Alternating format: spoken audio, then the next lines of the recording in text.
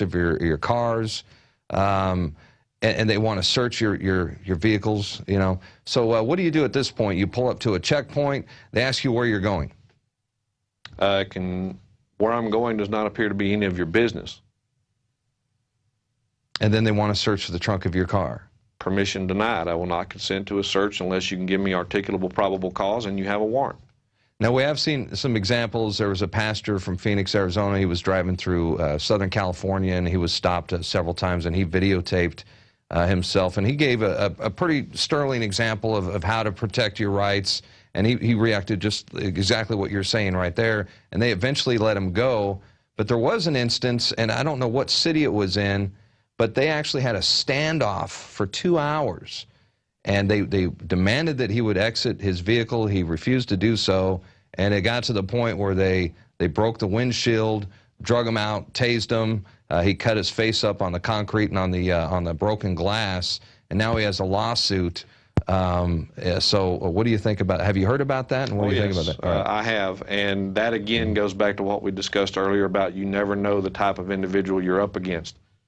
You need to take very careful precautions in the people that you're dealing with wearing these uniforms, because they are literally looking to staff law enforcement agencies with psychopaths. There's no ifs, ands, or buts about that. They want people with no morals, no conscience, no ability to question, follow orders because we enjoy the result of those orders, which is to inflict pain and harm upon others and control them. And they're really, in a lot of areas, they're weaning out the officers that would resist the urging of the higher-ups to do those sorts of things and replacing them with those that will do so unquestioningly. I know most folks aren't very much as far as, at least the ones that tend to listen in the Patriot community, a lot of them are atheistic in nature and don't believe in God, but I do. And I'm one of these people that I'm watching the book of Revelations unfold before my eyes at every opportunity, because everything it tells us is coming. You can see it. Absolutely. And people are not recognizing it for what it is. They think it's just people being bad to people, when in fact it is the epitome of we fight not against people but against powers and principalities. And that's really what's going on in this world. And because of that, those powers and principalities are looking for those that support it without question. And so these earthly offices that we've developed for these people, they're going to use those. And I've used to teach in my Bible study class at the homeless shelter in Nacogdoches, where I'm from, that everything in Revelations will be brought about through the guise of world politics. Everything. And we're seeing the result of that right now. Well, speaking of hell on earth, I wanted to talk about the TSA. They have announced that they are expanding their Viper program. It's now going to include, you know, bus terminals, train stations, and even roadside checkpoints of commercial vehicles. So now we're actually at the point in America where you could be, you know, it's the time where you're going to take your family to a bus station. You're going to want to get on a bus, and they're going to want to grope you and your kids before you get on a bus. I mean, what are you prepared to do? How do you tell them, no, there's no way I'm going to get on that bus and allow you to do this? Well, again, we only have the rights we're willing to fight for, and fight not being a literal usage in this case, but to stand up and have recognized. You say it's a Viper program. I would say that actually stands for very invasive procedures exercised relentlessly, because as long as we let them, they're going to continue to expand this method of operation. Absolutely. But there's absolutely no lawful authority for it. The federal government cannot create a power they never possessed, and they certainly can't create one we did not give them. Can you sue a TSA agent individually? You can. You touch my kids, I'm going to sue you. You can. The problem you have is how the Congress has set up the ability to do that, such as in Jesse Ventura's case. Alex originally asked me about that the first time I was on the show, and I hadn't got to research it as thoroughly as I should have before I responded to him. But the point is that when they filed suit in Jesse Ventura's case, his lawyer actually filed it in the wrong court. Congress has set up a very specific jurisdiction for these suits to be filed in. It has to be filed in one particular court. And unless it is, which as in Ventura's case occurred, the court can only say we have to dismiss for lack of jurisdiction, which they also did in Ventura's case. And it's simply because it was never filed in the proper court. But these courts are specifically designed, pretty much like tax court is for the IRS, it's no longer a question of what rights you have before you got here. It's a question of what rights did you give up and how can we penalize you for it. So by the time most people get to the point of taking and filing this suit, they will have already unintentionally waived so many of the rights they didn't know to protect. And again, that's a problem I have with our public servants saying that an unalienable right can be knowingly or unknowingly waived, because waived by definition is surrender. And we're given in the definition of unalienable that these rights cannot be sold or traded away. They can't be surrendered. So the courts have attempted to create this false waiver saying that we can if we don't exercise and demand that they be enforced at a particular place and time. So how we do it is in numbers. An individual in these particular instances stands no chance of enforcing his rights. But a bus terminal full of people, why don't the transportation companies themselves say, look, we're not going to partake of this? The airlines could solve this whole problem by refusing to fly if the TSA is anywhere in the airport. Or some of them are hiring private security. Exactly. You know. And the thing is that the federal government has no real lawful authority to force these programs down the throats of the states or the people of the states.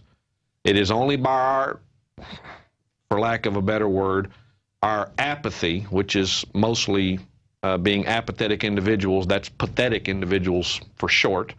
We won't stand up for ourselves. We've gone so long expecting someone to do it for us that we no longer have the will, desire, or knowledge to do it for ourselves. And we knew this was going to happen. As soon as they announced the TSA, we knew it was transportation. You know, it stands for, it doesn't stand for just for airports, so we knew it was going to expand. You know, I've even heard of high school prom, that they hired the TSA to check students before they entered a prom. So who knows just how far this is going to go? Well, it'll keep going. It'll just keep going and going unless we stand up to all this. That's true. That's extremely true. No one is more willing to protect the rights of an individual than the individual to whom they belong. And as long as they can keep us thinking that they're the ones that holds the power instead of us, people will continue to lose their rights. They will continue to think there's no point in trying to keep them and enforce them. It's only by numbers that we're going to make a difference. And hopefully shows like this one will get the word out and get people asking questions. Even if it doesn't give them all the information they need today, it will get them asking questions to seek the information they need so that they may have a better tomorrow. Okay. All right, I want to switch gears just for a second. I want to talk about, I have a journalist question for you, because sometimes I'll go out as a reporter and I'm denied to ask. I can't ask questions because I don't have a press pass, or I'll have a press pass, but they say I don't have the proper credentials.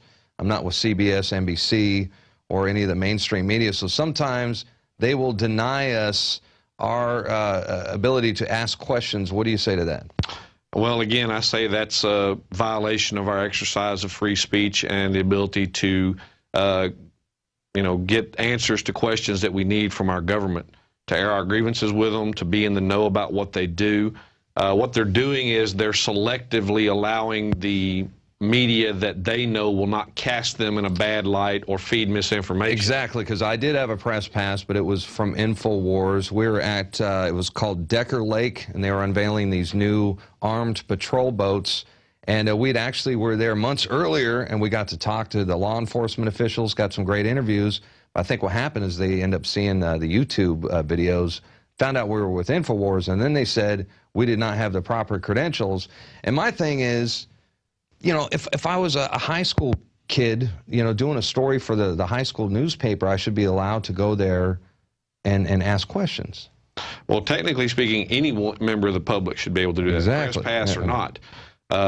The courts have ruled in relation to these officers charging people with unlawfully wiretapping and recording them, even in a public place, using their cell phones or some type of camera, that every member of the general public has now more or less become a freelance member of the media.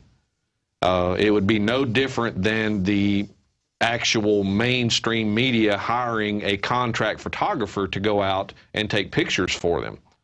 He's not really a member of their cabal, but he's being paid to operate on their behalf. For them to limit the access of non-mainstream media is to basically limit who gets to report what on who. And again, that's a complete deprivation of our free speech rights and our right to know what our government is up to. Yeah, they'll even pretend like they'll have a list, and they'll say, "Oh, we don't see you on the list, but you're on public property." So, I mean, Right. yeah, it's ridiculous.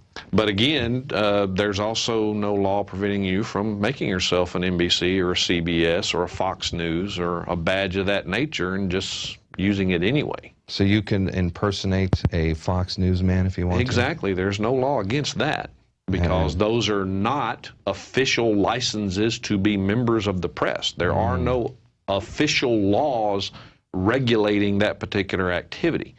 And the fact that they're attempting to segregate the media based upon who will report favorably and who won't is exactly the problem of censorship that we don't want them to have access to.